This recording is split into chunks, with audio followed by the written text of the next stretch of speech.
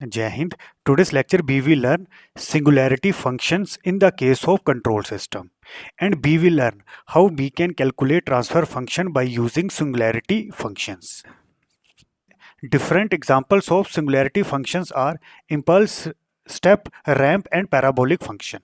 अब पहले transfer function को ब्रीफ में देख लेते हैं. This is LTI system. This is X T input जो इनपुट एलटीआई सिस्टम में अप्लाई करेंगे, और ये जो एच टी है this is a impulse response and this is a output. अब ये इम्पल्स रिस्पॉन्स क्या होता है? अगर इस एलटीआई सिस्टम में जो इनपुट सिग्नल है अगर मैं उसमें इम्पल्स अप्लाई करता हूं तो उस केस में जो आउटपुट मिलेगी उसको इम्पल्स रिस्पॉन्स बोला जाता है, और उस आउटपुट को एच टी से रिप्रेजेंट करते हैं. इसी तरह से अगर इनपुट में स्टेप सिग्नल अप्लाई करते तो जो आउटपुट मिलनी थी उसको बोलना था स्टेप रिस्पॉन्स. इसी तरह से अगर इनपुट में रैंप सिग्नल अप्लाई करते तो जो आउटपुट मिलनी थी वो होनी थी रैंप रिस्पॉन्स. इम्पल्स रिस्पॉन्स के केस में इनपुट में इम्पल्स सिग्नल अप्लाई करते हैं, जो आउटपुट मिलती है डेट इज एच टी, इसको बोला जाता है इम्पल्स रिस्पॉन्स.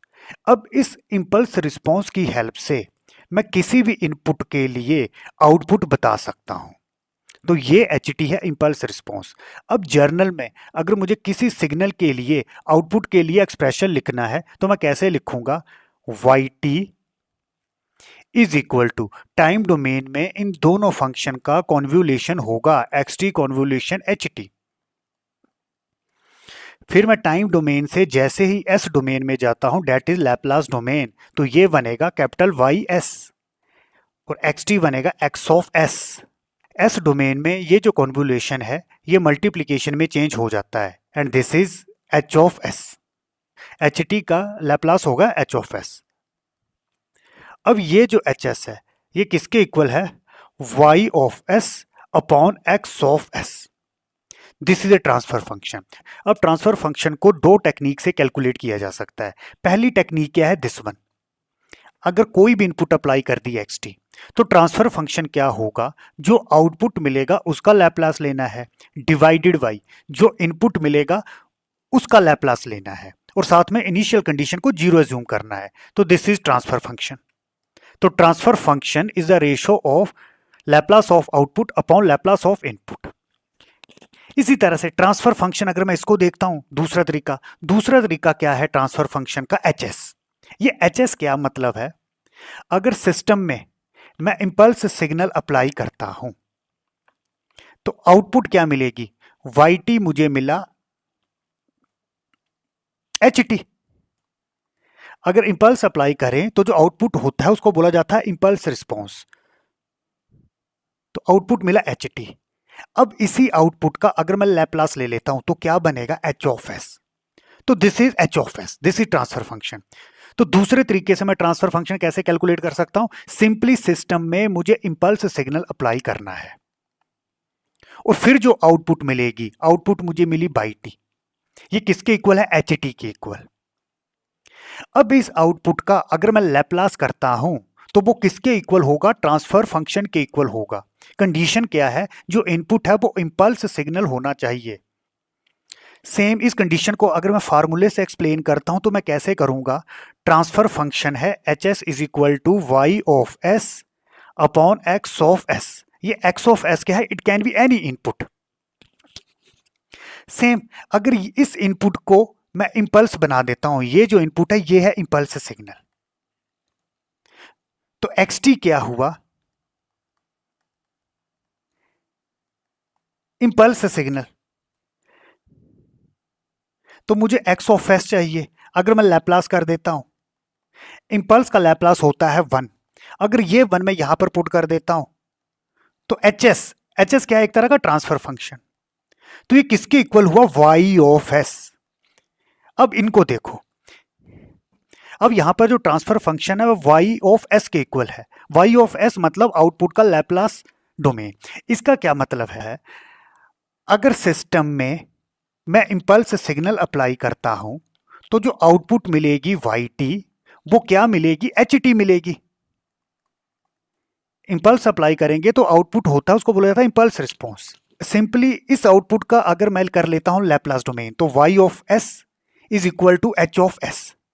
तो सिंपली जो आउटपुट मिलेगी वो ट्रांसफर फंक्शन के इक्वल होगी, पर यह कंडीशन कब सेटिस्फाई होगी, जब इनपुट में इंपल्स सिग्नल अप्लाई करेंगे। तो बच्चों, ट्रांसफर फंक्शन कैलकुलेट करने के दो तरीके हैं। पहला तरीका क्या है, कोई भी इनपुट हो सकती है xt, तो उस केस में जो आउटपुट निकलेगी और जो इनपुट निकलेगी उसका सिंपली लैप्लास लेना है, आपको ट्रांसफर फंक्शन मिलेगा। और दूसरा, आप किस तरीके से कैलकुलेट कर सकते हो, ट्रांसफर फंक्शन किसके इक्वल है, लैप्लास ऑफ आउटपुट रिस्पॉन्स। इसका क्या मतलब है, अगर सिस्टम में मैं सिंपली इंपल्स सिग्नल ही अप्लाई करता हूं तो जो आउटपुट मिलेगी वो मिलेगी ht। अब अगर इसका मैं लैप्लास ले लेता हूं तो y of s is equal to h of s। तो मतलब अगर सिस्टम में इंपल्स सिग्नल अप्लाई करते हैं तो उस केस में जो आउटपुट मिलती है उस आउटपुट का अगर मैं लैप्लास ले लेता हूं तो वो ट्रांसफर फंक्शन के इक्वल होगी। सेम अगर यही कैलकुलेशन टाइम डोमेन में करनी है, जर्नल क्या होता है, yt is equal to xt convolution ht। अगर ये जो इनपुट सिग्नल है ये मेरा अगर इंपल्स ही होता तो क्या होना था, yt इंटू xt की जगह क्या आ जाना था, इंपल्स सिग्नल इंटू ht। अब बच्चों, सिग्नल सिस्टम में आपने पढ़ा होगा जब इंपल्स इनपुट का आप इंपल्स रिस्पॉन्स के साथ लैप्लास करते हो तो हमेशा आता है h ऑफ t। ये आपने सिग्नल सिस्टम में पढ़ा होगा। फिर जैसे मैं लैप्लास कर देता हूं तो y of s is equal to h of s, मतलब यही बन चुका है। और ये कब बना, जब इनपुट को मैंने लिया impulse signal. Singularity function and transfer function. Singularity function की हेल्प से हम ट्रांसफर फंक्शन कैलकुलेट कर सकते हैं। अब सिंगुलैरिटी फंक्शन कौन से होते हैं, मोस्टली कंट्रोल में जो सिंगुलैरिटी फंक्शन यूज होते हैं वो होते हैं impulse, step, ramp and parabolic function. अब इनको सिंगुलैरिटी फंक्शन क्यों बोला जाता है, अगर मैं इंपल्स की इंटीग्रेशन करता हूं तो स्टेप फंक्शन मिलता है। इसी तरह से अगर स्टेप की इंटीग्रेशन करते हैं तो रैंप फंक्शन मिलता है, अगर रैंप की इंटीग्रेशन करते हैं तो पैराबोलिक फंक्शन मिलता है। अब इंटीग्रेशन और डिफरेंशिएशन एक दूसरे के अपोजिट होते हैं। अगर पैराबोलिक की डिफरेंशिएशन करते हैं तो रैंप मिलता है, रैंप की डिफरेंशिएशन करते हैं तो स्टेप मिलता है, स्टेप की डिफरेंशिएशन करते हैं तो इंपल्स मिलता है। And these are the singularity function. तो सिंगुलैरिटी फंक्शन क्या हुआ, the standard time domain test signals having reversible integration and differential properties are the relevant example of singularity function। अब ये सिंगुलैरिटी फंक्शन यूज क्यों होते हैं, to define the transfer function of LTI system. अब singularity function की property क्या होती है, having reversible integration and differentiation property. जैसे ये एक दूसरे से कैसे रिलेटेड थे, इंटीग्रेशन या फिर डिफरेंशिएशन की हेल्प से। और इनको यूज क्यों करते हैं, सो दैट हम एलटीआई सिस्टम का ट्रांसफर फंक्शन कैलकुलेट कर लें। और सिंगुलैरिटी फंक्शन क्या होते हैं, टाइम डोमेन, ये टाइम डोमेन में डिफाइन होते हैं टेस्ट सिग्नल। अब टाइम डोमेन टेस्ट सिग्नल का क्या मतलब है बच्चों, जैसे ये है control system and this is A negative feedback. RS क्या होता है, रेफरेंस इनपुट, CS है कंट्रोल्ड आउटपुट। अब मुझे अगर इस सिस्टम का बिहेवियर या फिर स्टेबिलिटी चेक करनी है तो उस केस में ये जो इनपुट है, इस इनपुट में मैं टेस्ट सिग्नल्स अप्लाई करूंगा। और कौन कौन से टेस्ट सिग्नल अप्लाई होते हैं, singularity function like impulse, ramp, parabolic and step signal. तो टेस्ट सिग्नल किसके लिए यूज होते हैं, to check the performance and behaviour of the circuit. तो why we use test signal, to just check the behaviour and performance of control system. अब पहला signal हम पढ़ेंगे इंपल्स सिग्नल। इंपल्स सिग्नल को रिप्रेजेंट किया जाता है इस तरह से, इंपल्सिटी।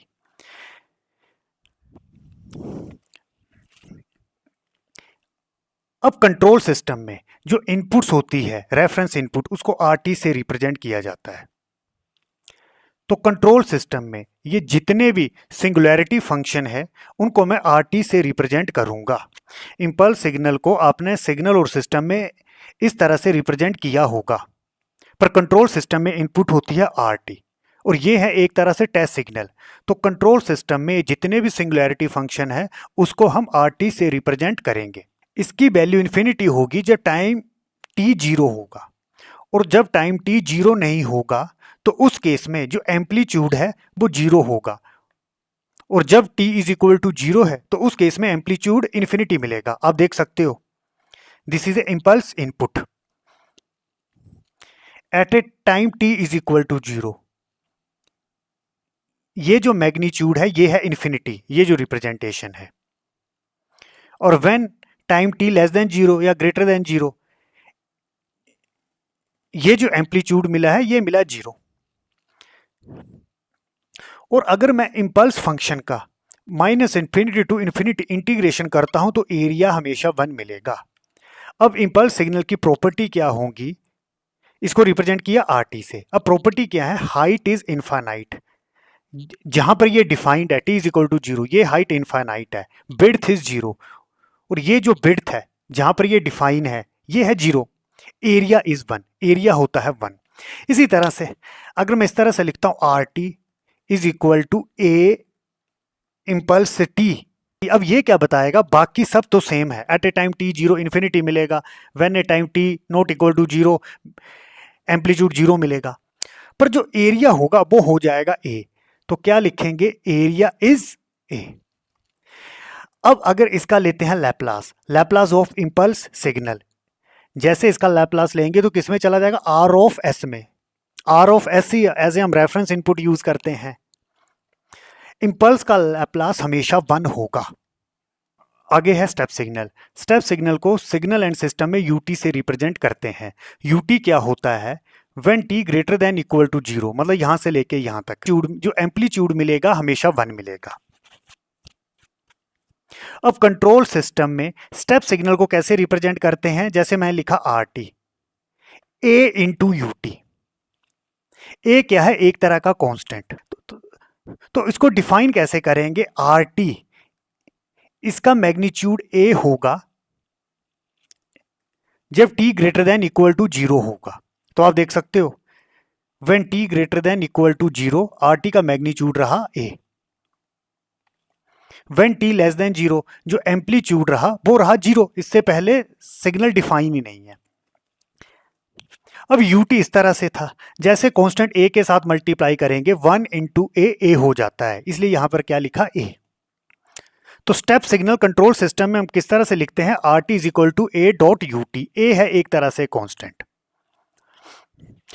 अब मैं लैप्लास लेता हूं स्टेप सिग्नल का, तो लैप्लास ऑफ RT ये बनेगा R ऑफ S, किसके इक्वल होगा, A कांस्टेंट है, A को बाहर निकाल दिया। UT का जब लैप्लास लेते हैं तो क्या आता है, 1/s। तो लैप्लास ऑफ AUT क्या बना, A/s। Next is ramp signal. Ramp signal को RT से रिप्रेजेंट किया and it is equal to AT/UT। Ramp signal के केस में जो एम्पलीट्यूड होता है वो AT होता है अगर t greater than equal to 0 होता है, और एम्पलीट्यूड 0 होगा अगर t लेस देन 0 होगा। आप देख सकते, अब ये जो AT है, A क्या है, एक तरह से स्लोप। तो ग्राफ कैसे बनेगा, this is RT, this is T, तो ये जो लाइन बनेगी दिस इज AT। A है स्लोप, T है time axis. When t greater than equal to 0, तो आप देख सकते हो व्हेन t लेस देन 0। अब बच्चों, अब यहां पर मैंने UT के साथ मल्टीप्लाई किया है। अब UT के साथ यहां पर मल्टीप्लाई क्यों किया है, अगर इस UT के साथ मल्टीप्लाई नहीं करते तो RT क्या होना था, 8। तो उस केस में जब t लेस देन 0 होना था, यहां पर t 0 और यहां पर t लेस देन 0, तो ये ग्राफ इस तरह से नीचे बनना था। पर कंट्रोल में जो सिग्नल होते हैं वो signal t greater than equal to 0 इसी पे डिफाइन होते हैं, वही हम यूज करते हैं। तो इसको 0 करने के लिए यहां पर UT के साथ मल्टीप्लाई कर देते हैं। UT क्या होता है, UT एग्जिस्ट करता है when t greater than equal to 0। इसका एम्पलीट्यूड रहता है 1, उससे पहले एम्पलीट्यूड क्या रहता है, 0। ये आपकी मर्जी है, UT आप लिख भी सकते हो या इसको स्किप भी कर सकते हो। अब लैप्लास लेते हैं रैंप का, तो Laplace of AT, t to power n, इसका लैप्लास होता है n factorial upon s to power n plus 1। तो A कांस्टेंट है, इसको बाहर लिख लिया, तो t को लिख सकता हूं t टू द पावर 1। तो 1 फैक्टोरियल 1 होता है upon s to power 1 plus 1, n है 1, t टू द पावर 1, तो 1 प्लस 1 2, तो s टू पावर 2। तो AT का लैप्लास हुआ A अपॉन S स्क्वायर। इसी तरह से पैराबोलिक देखते हैं, RT is equal to AT square upon 2 UT। अब ut क्या बताएगा, ये फंक्शन किसके लिए डिफाइन होगा, when t greater than equal to 0, और जब t की वैल्यू लेस देन 0 है तो एम्पलीट्यूड 0 होना चाहिए। तो आप देख सकते हो when t greater then 0 magnitude मिला a t square upon 2, when t less than 0 amplitude मिला 0। तो जब आप ग्राफ प्लॉट करोगे तो इस तरह से बनेगा, that is a t square upon 2, this is t axis, a है कांस्टेंट। तो ग्राफ कैसे बनेगा, जैसे मैं इस t पे मुझे कैलकुलेट करना है, a कांस्टेंट है, t की वैल्यू भर दो, स्क्वायर भर दो अपॉन 2, फॉर एग्जाम्पल ये वैल्यू आ गई, मुझे यहाँ पर इसकी वैल्यू निकालनी है, यहाँ पर t की कुछ वैल्यू होगी, यहाँ पर भर दो, ये वैल्यू आ जाएगी। इसी तरह से इस तरह से ग्राफ बनेगा। अब अगर मैं ये ut नहीं लिखता तो भी बाय डिफॉल्ट कंट्रोल सिस्टम में ये जो इनपुट्स या फिर आउटपुट्स सिग्नल होते हैं वो t greater than equal to 0 define होते हैं। ऐसा क्यों होता है, कंट्रोल सिस्टम के केस में जो सिग्नल्स होते हैं वो कैजुअल होते हैं। कैजुअल का मतलब they are only defined when t greater than equal to 0। और ऐसा क्यों होता है, जो कंट्रोल सिस्टम होते हैं वो कैजुअल होते हैं।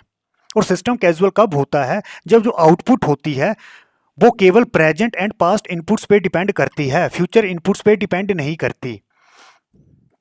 और कैजुअल सिस्टम के केस में जो इनपुट्स या फिर जो आउटपुट्स होते हैं वो डिफाइन होते हैं t greater than equal to 0। अब लैप्लास लेते हैं, आर टी का जैसे मैं लैप्लास लूंगा तो बनेगा आर ऑफ एस। तो सिंपली आर टी मेरे पास था ए टी स्क्र अपॉन 2, तो ये कैसे बनेगा, a अपॉन 2 बाहर लिख लिया। अब टी स्क्र का लैप्लास क्या होगा, t to the power n का लैप्लास होता है n factorial upon s to the power n plus 1।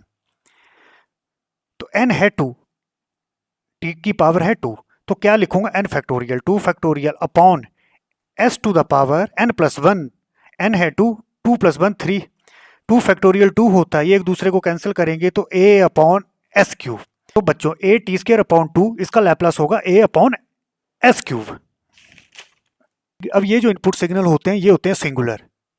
जैसे पैराबोलिक सिग्नल का टाइम डोमेन में एक्सप्रेशन था टी स्क्र अपॉन 2, अगर इसका मैं डिफरेंशिएशन करता, इस तरह से डिफरेंशिएशन चलती है, इस तरह से इंटीग्रेशन, अगर मैं इस तरह से डिफरेंशिएशन करता, अगर मैं डिफरेंशिएशन करता with respect to d upon d t, तो टी स्क्र का क्या होना था 2t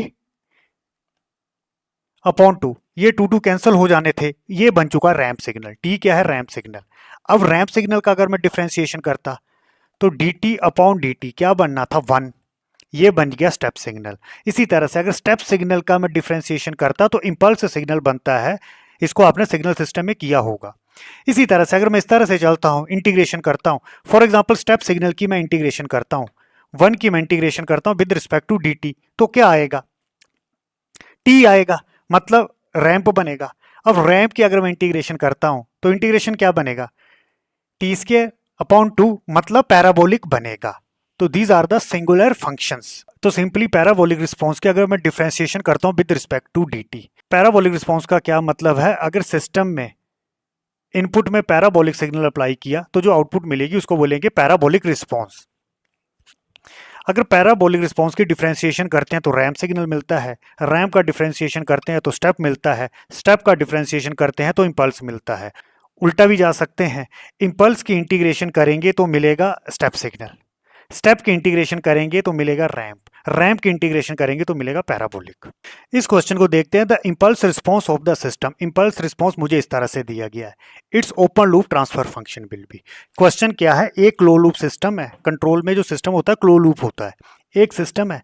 अगर इनपुट में, कंट्रोल में इनपुट के लिए आर टी यूज करते हैं, अगर इनपुट में अप्लाई किया impulse, this is impulse signal, तो जो आउटपुट मिलेगी, आउटपुट क्या है सी टी।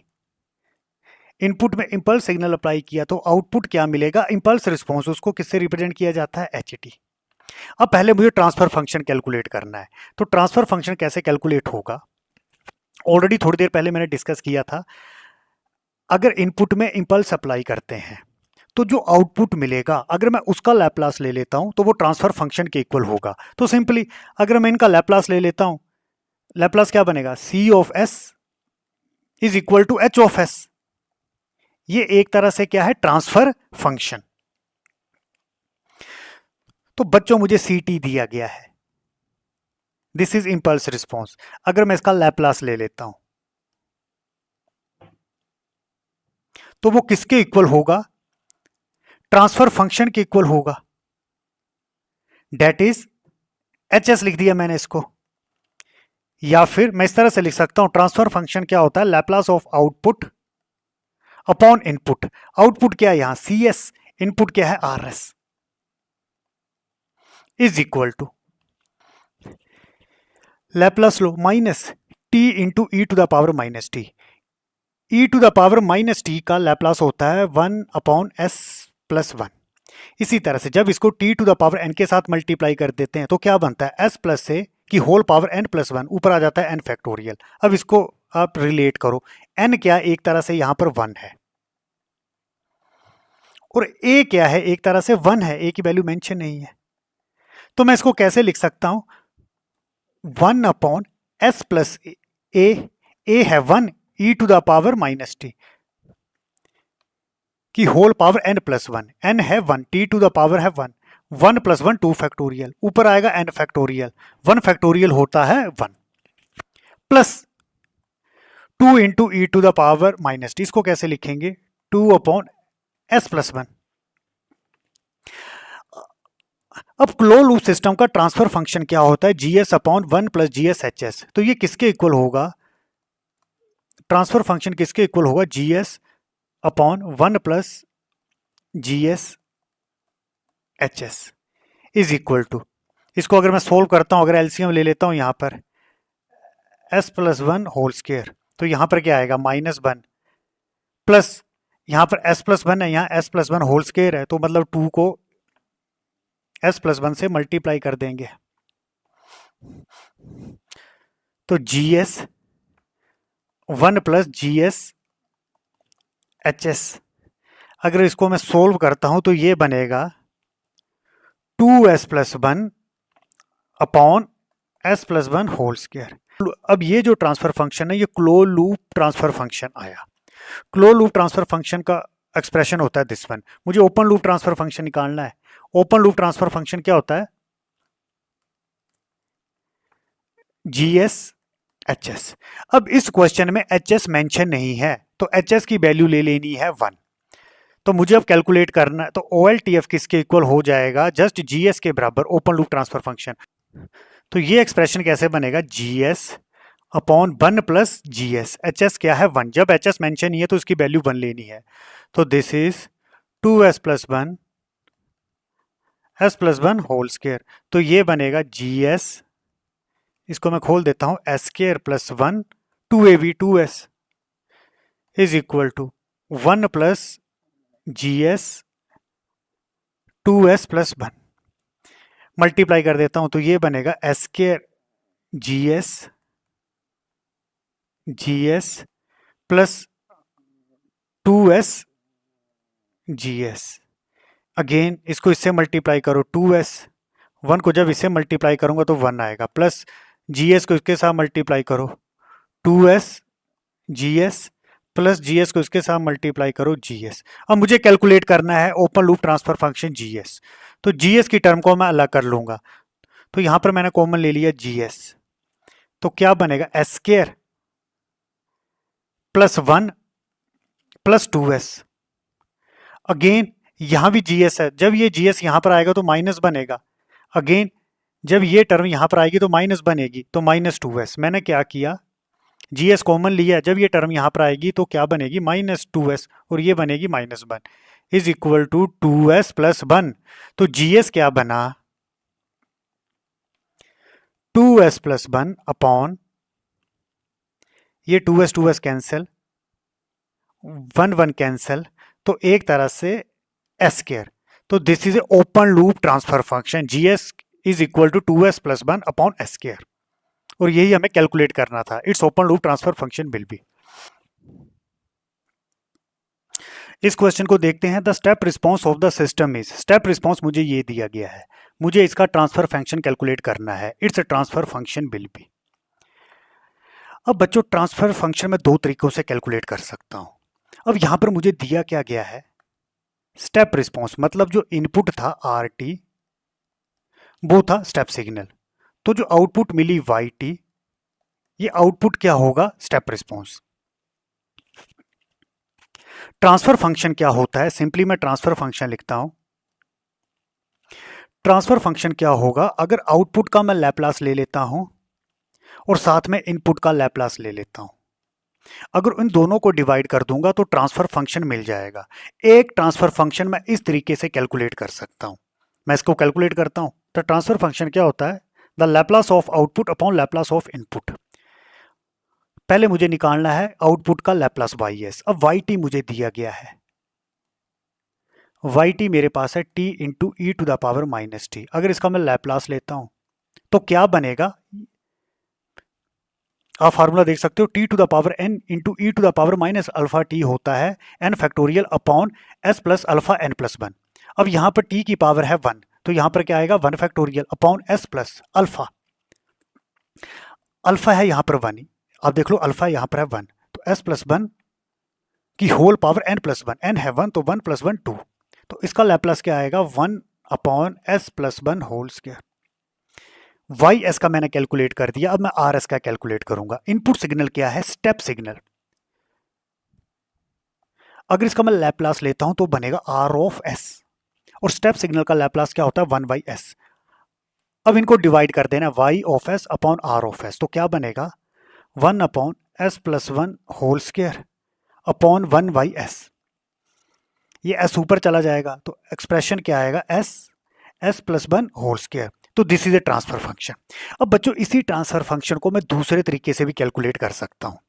अभी थोड़ी देर पहले मैंने क्या बताया था कि अगर मैं स्टेप रिस्पॉन्स का डेरिवेटिव करता हूं, this is step response, step response, ये हमें स्टेप रिस्पॉन्स दिया है।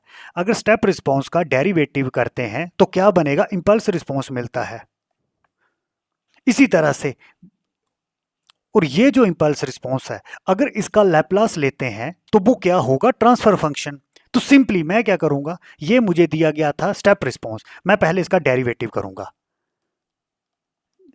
D upon d T.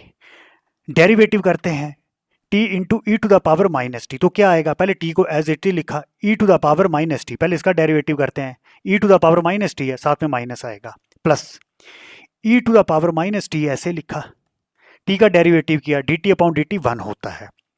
अब ये आ चुका है इंपल्स रिस्पॉन्स, ये किसके इक्वल है? Impulse response.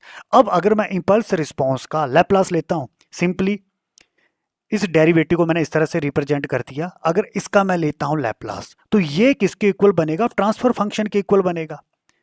इंपल्स रिस्पॉन्स का अगर मैं लैप्लास लेता हूं तो ट्रांसफर फंक्शन के इक्वल होता है। और ट्रांसफर फंक्शन क्या होता है? आप इसको एच एस भी लिख सकते हो या फिर आउटपुट अपॉन इनपुट। कंट्रोल में जो हम रिप्रेजेंटेशन यूज करते हैं वो आउटपुट अपॉन इनपुट यूज करते हैं, और ये जो एच एस की रिप्रेजेंटेशन है ये सिग्नल सिस्टम में यूज होती है, तो मैं आउटपुट अपॉन इनपुट यूज करूंगा। इसका लैप्लास ले लेते हैं, इसका लैप्लास करना है तो minus t into e to the power minus t. तो इसका क्या होगा? अभी हमने डिस्कस किया था, minus one upon s plus one n plus one, n है वन तो one plus one two, plus e to the power minus t, ये तो आपको पता है, one upon s plus one, s plus one whole square LCM ले लिया तो ये क्या बनेगा? Minus one, plus s plus one है या s plus one whole square है तो क्या आएगा? एस प्लस वन आएगा। वन वन कैंसिल, आंसर क्या है? S plus one whole square. ये दोनों सेम है, तो आपकी मर्जी है, इन दोनों में से आप किसी मेथड से भी ट्रांसफर फंक्शन कैलकुलेट कर सकते हैं।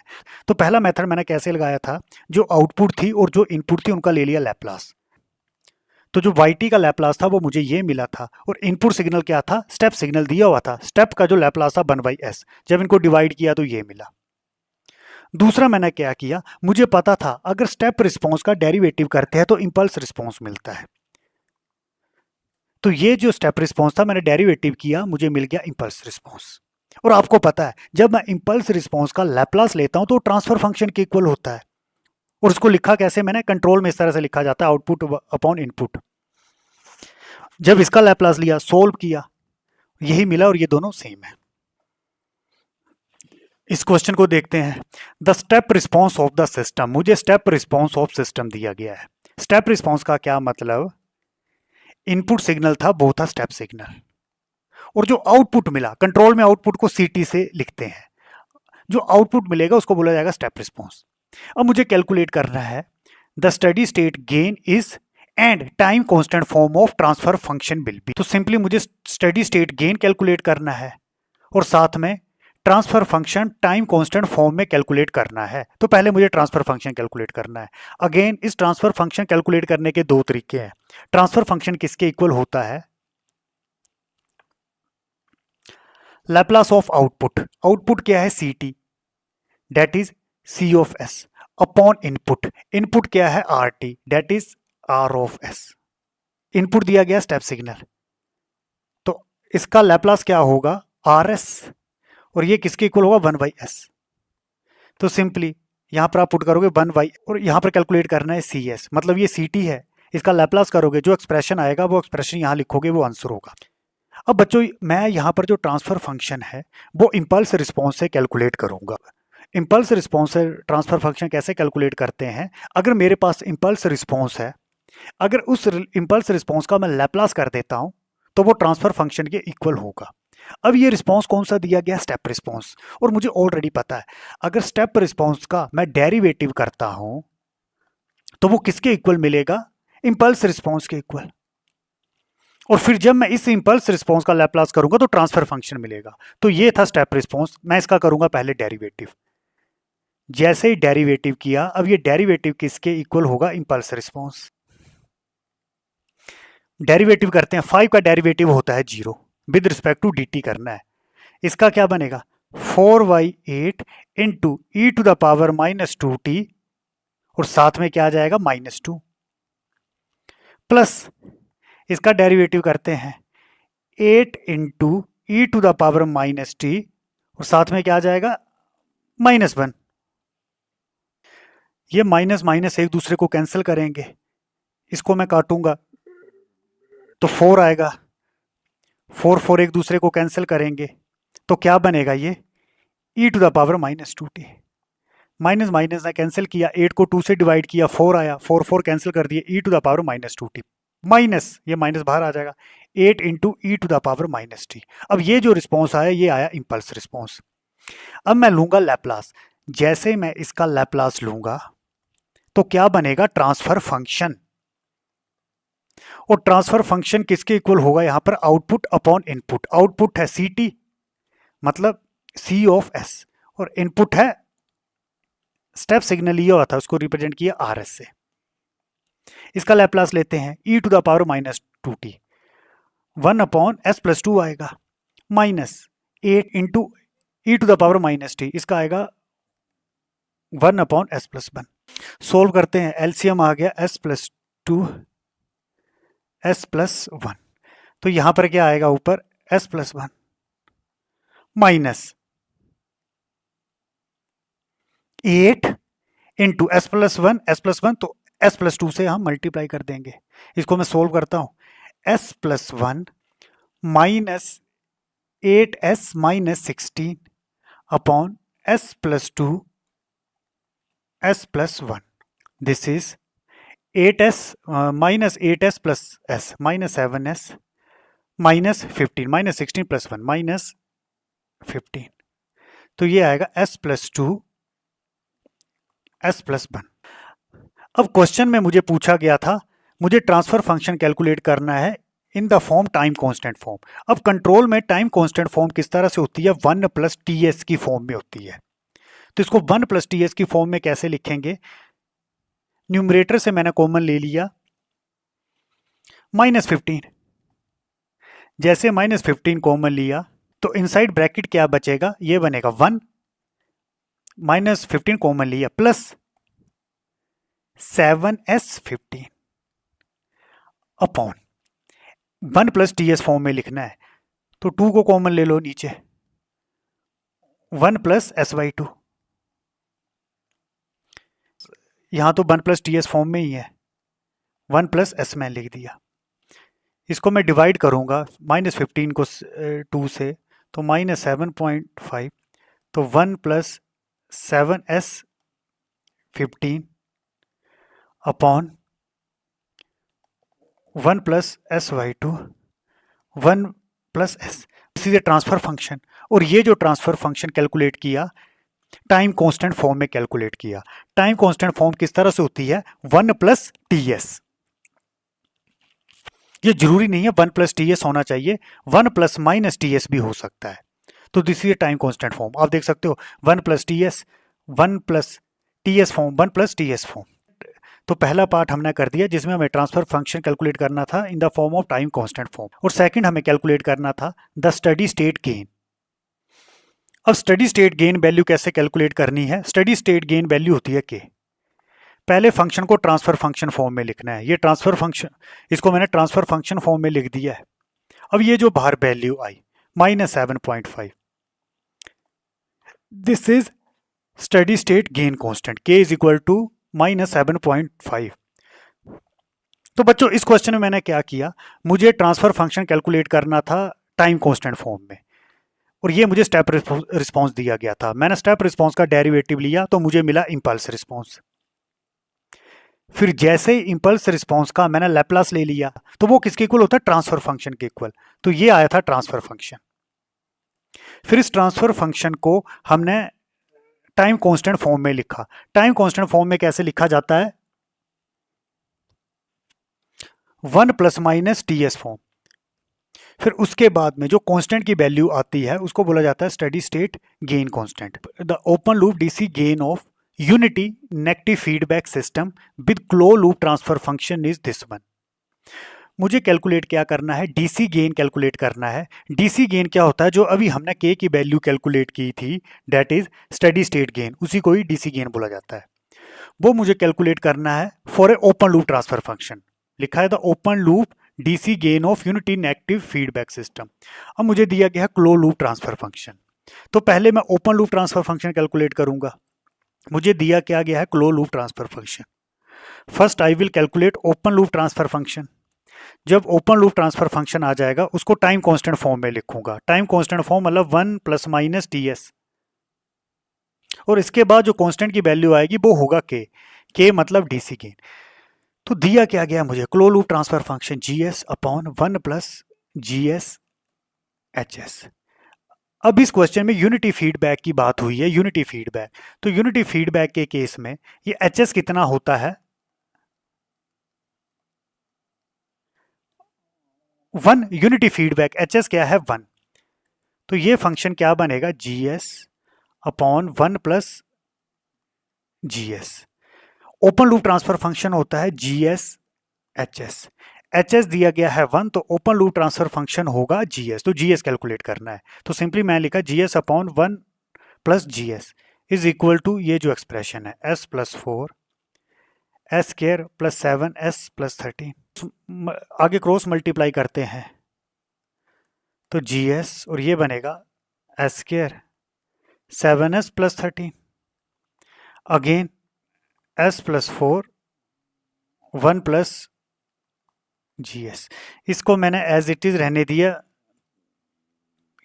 बिकॉज मुझे GS की वैल्यू कैलकुलेट करनी है। S² 7S+13 यहां पर मल्टीप्लाई कर दिया।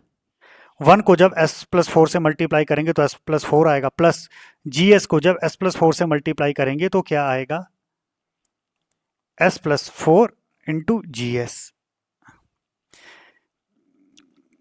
अब मैंने यहां मल्टीप्लाई क्यों नहीं किया था, बिकॉज मुझे GS की वैल्यू कैलकुलेट करनी है। GS यहां पर है, GS यहां पर है, तो GS ले लो यहां पर कॉमन, तो ये बनेगा S² 7S+13। ये भी GS है, इस साइड आएगा तो माइनस बन जाएगा, तो -S-4 दिस इज S+4। तो GS तो S², तो 7S - S + 6S 13 - 4 + 9 S+4। तो GS क्या बना, S+4 अपॉन S² + 6S + 9। अब बच्चों टाइम कांस्टेंट फॉर्म में लिखना है। ऊपर जो 0 है वो रियल वैल्यू आएगी S+4, तो इसको किस में कन्वर्ट करना है, 1+TS। तो वो कैसे करूंगा मैं, 4 को ले लो कॉमन, तो ये क्या बनेगा 1 + S/4। अब नीचे है क्वाड्रेटिक इक्वेशन। एक तरीका तो है आप इसके रूट्स निकाल दो, फिर जो दो रूट्स आएंगे उसको टाइम कांस्टेंट फॉर्म में लिख लो। या दूसरा तरीका क्या है, जब क्वाड्रेटिक इक्वेशन बनती है तो टाइम कांस्टेंट फॉर्म में कैसे लिखा जाता है, इसको बनाना होता है। ये जो कांस्टेंट है तो 9 ले लिया कॉमन, तो ये क्या बनेगा, SK upon 9 plus 6 upon 9 common लिया है और साथ में आएगा S, ये बन जाएगा 1। तो क्वाड्रेटिक इक्वेशन को डायरेक्टली अगर टाइम कांस्टेंट फॉर्म में लिखना है तो ऐसे लिखोगे आप 1 प्लस दिस 1। अब k की वैल्यू क्या आई, 4/9, तो दिस इज डीसी गेन। अब बच्चों डीसी गेन का फिजिकल मीनिंग क्या है, मेरे पास ये ट्रांसफर फंक्शन आया था, ये S क्या होता है, एक तरह से फ्रीक्वेंसी डोमेन होता है। S क्या होता है, सिग्मा प्लस जे ओमेगा, ओमेगा क्या है, फ्रीक्वेंसी। अब डीसी गेन का फिजिकली मीनिंग क्या है, जैसे ये था ट्रांसफर फंक्शन, S क्या होता है, एक तरह से सिग्मा प्लस जे ओमेगा, ओमेगा क्या है यहां पर एंगुलर फ्रीक्वेंसी। डीसी गेन का मतलब मुझे गेन निकालना है जब फ्रीक्वेंसी क्या होगी, जीरो। डीसी मतलब फ्रीक्वेंसी जीरो होती है, तो ये टर्म जीरो हो जाएगी। एस क्या है, एक तरह का फ्रीक्वेंसी, ये टर्म जीरो। अगर यहां मैं ओमेगा जीरो पुट कर देता हूं तो ये जीरो, ओमेगा जीरो पुट कर देता हूं तो ये जीरो। एस क्या होता है, सिग्मा प्लस जे ओमेगा, एक तरह से एस क्या है, ओमेगा। तो ये सब जीरो बन चुका। अब गेन क्या मिला, 4/9, तो दिस इज डीसी गेन।